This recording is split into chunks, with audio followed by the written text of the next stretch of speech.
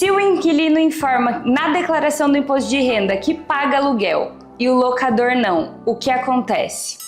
Essa é uma dúvida que a gente vai tirar agora com o Dr. Fernando, do BCA Advogados lá de Curitiba, que é o escritório que presta assessoria para nós. Muito bem-vindo, Fernando. Obrigado. Obrigada por ter aceitado aí esse desafio de responder algumas perguntas para os nossos espectadores, né, para as pessoas que nos acompanham e principalmente para os nossos clientes. Então, a primeira pergunta que eu quero fazer é obrigatório declarar no imposto de renda os valores recebidos em aluguel aqui no Brasil e como funciona isso? Naturalmente, o recebimento de um aluguel é uma receita tributável de acordo com a nossa legislação. Portanto, não há dúvidas de que o recebimento desse valor é de cunho obrigatório a sua declaração para o fisco. Então, se eu tenho um recebimento na pessoa física, se eu, pessoa física, sou proprietário de um imóvel, eu devo fazer mensalmente a declaração do recebimento daquele valor e o recolhimento do imposto a partir do Carnê-Leão, que é um documento que você vai acessar os aplicativos dos sites da Receita Federal e gerar para fazer essa apuração do imposto. Se o teu inquilino é pessoa jurídica, você vai ter uma leve diferença que o teu próprio inquilino vai fazer a retenção do imposto na fonte e já vai te fazer o pagamento deduzido desse imposto. Muito bom. E algumas pessoas acreditam que existe uma maneira legal de não pagar o imposto sobre aluguel ou alguma isenção? Existe alguma exceção disso? Como eu disse, se trata de um valor que deve ser declarado ao fisco. Mas assim como outras receitas tributáveis, existem algumas isenções a depender do valor que você recebe. Então, a receita de aluguel ela vai somar com outras receitas e vai ser aplicada aquela tabela de isenção, a somatória dos valores não alcançar o valor mínimo tributável durante o exercício. Existem também algumas possibilidades de planejamentos tributários lícitos de acordo com a legislação, portanto, que podem levar a uma redução desse valor do aluguel.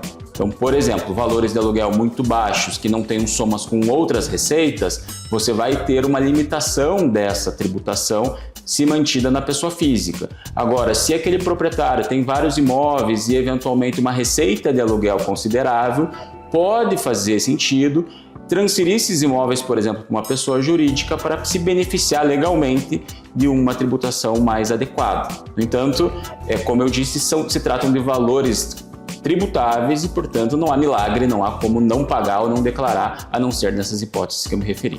Perfeito. E se o proprietário não declarar, insistir em não declarar, o que pode acontecer com ele? Bom, a não declaração de uma receita tributável, ela pode ser inclusive configurada como crime de sonegação fiscal, punível na forma da lei. Então, o conselho jurídico naturalmente é que isso seja feito, isso seja declarado, até porque hoje existem várias metodologias e sistemas de controle pela Receita Federal. E com tanta tecnologia e cruzamento de dados, ou seja, hoje em dia, bom, a nossa vida está controlada, né? Não tem como dizer que não. Então, é nossa conta de banco, é o endereço na conta de luz, na conta de água. Eu acredito que seja muito mais fácil, né, para o fisco controlar, digamos assim, se um proprietário tem mais de um imóvel, ou seja, ele não está morando nos dois, né? Quem então está morando nesse segundo endereço? Às vezes, mesma conta de luz está no nome de uma terceira pessoa totalmente fora da família, enfim.